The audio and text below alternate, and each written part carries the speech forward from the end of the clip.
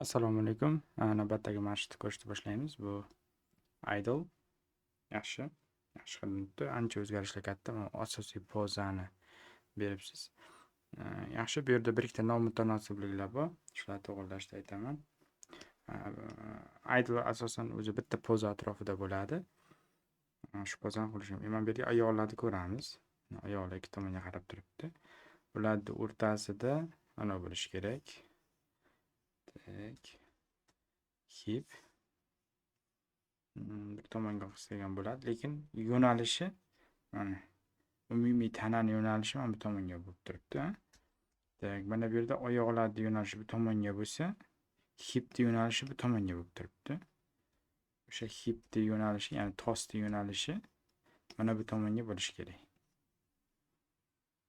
Shunda yaxshi bir twist paydo bo'ladi. Ya'ni tana bu yoqqa qaragan, bu yoqqa qaragan bo'ladi, chunki oyoqlar tomonga qaragan. Mana shu narsaga e'tibor berishimiz kerak. Xo'p. Ikkinchisi mana bu yerda ana harakati, tost harakati, uni harakati mana bunday bo'lyapti. Tomonga bu tomon. O'sha narsani mana bu yerni arka qilishimiz kerak. Ya'ni mana bunday bo'lib turgani yaxshi, arka bu. Mana bu yerni arka qilish kerak-da. Bitta joyga borganda o'sha chiziq bo'yicha qaytmasin-da, boshqa chiziq bo'yicha qaytsin-da bunday. O'shanda yaxshiroq bo'ladi. Shunaqasiga.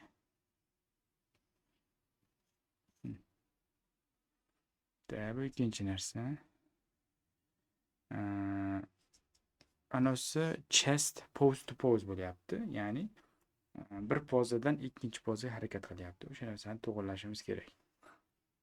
Ya'ni chestimiz qarasak, chestimiz bir pozadan bunday, ikkinchi pozadan bunday. Bir pozadan bunday, ikkinchi pozaga bunday boryapti. Ko'rdingizmi? Bu tepaga, bu pastga. Tepaga, bu pastga, ko'rdingizmi? O'sha narsa yaxshi emas. Bu yerda overlap qilish kerak, ya'ni pastga ko'tarilgan vaqtda, tepaga ko'tarilgan vaqt chest pastga ko'tarish kerak, pastga tushayotgan vaqt tepaga ko'tarish kerak. Anaqa, ko'rdingizmi? Mana bo'rib turib ko'rsataymi ko'rinish uchun-da. Ya'ni tepaga chiqayotgan vaqtda tana chest pastga egilishi kerak, pastga tushayotgan vaqtda tana tepaga bo'lishi kerak. Shunaqa bo'lib turadi. Shunda nima bo'ladi? Sizniki shu pose to pose bo'ladi. Boyagi o'sha overlap pozalarni aynan harakatni boshida va oxirida qo'yapsiz-da. Boshida va oxirida qo'yish kerak emas, o'rtasida qo'yish kerak. O'shanda yaxshi chiqadi. Tak. Xo'p. Mana bu qo'l qotib qolgan. Qo'lni overlapini qilish kerak. Ya'ni masalan og'ir narsani ko'tarib turibdi, tepaga chiqayotgan vaqtda mana bu narsa bunday qayarish kerak, pastga tushayotgan vaqtda bunday. Mana bunday. Hozir bu yerda nima deydi? Aikiga qo'lga o'xshaydi-da. Qo'l xuddi Aikiga o'xshab qolgan. Mana bu Aiki kontroller bo'ldi. F2 da qiling, agar Aiki da qilgan bo'lsangiz, F2 da qiling va ularni overlap qilish kerak. Xuddi mana bunga o'xshab. Tak, bu qo'lni overlapi juda ham bo'rtgan. Ataylar bunday qilayotganga o'xshaydi-da. Ataylar qilib turganga o'xshaydi. Yo'q. Kamaytiring o'sha narsani. 2 barobar, 3 barobar kamaytirsangiz graf editordan harakatini bo'li tabiiyroq chiqadi. Harakat qilib turgan tabiiyroq chiqadi. Xo'p. Keyin ключlaringiz orasi juda ham katta. Daqiq in betweening qo'ya boshlang, chunki ключlaringiz orasi katta bo'lgancha timing sekin bo'lib qolyapti. Bir xil sekin bo'lib turibdi-da, tushunyapsizmi?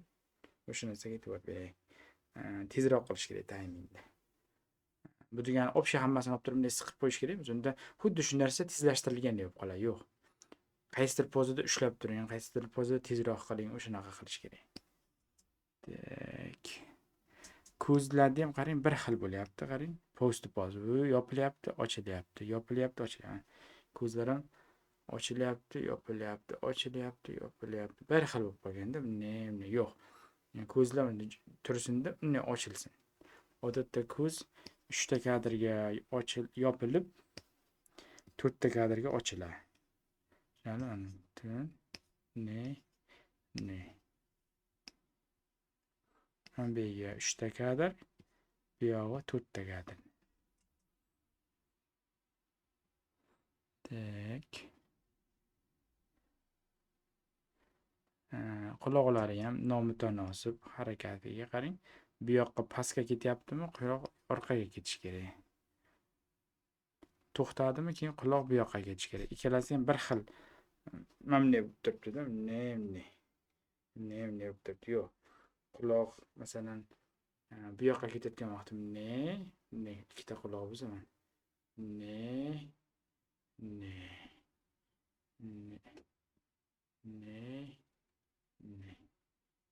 Yo'nchi tepaga bo'lsa, oldinga bo'lsa mana shunday bo'lib turishi kerak-da. Sizniki mana bunday bo'lib turibdi-da.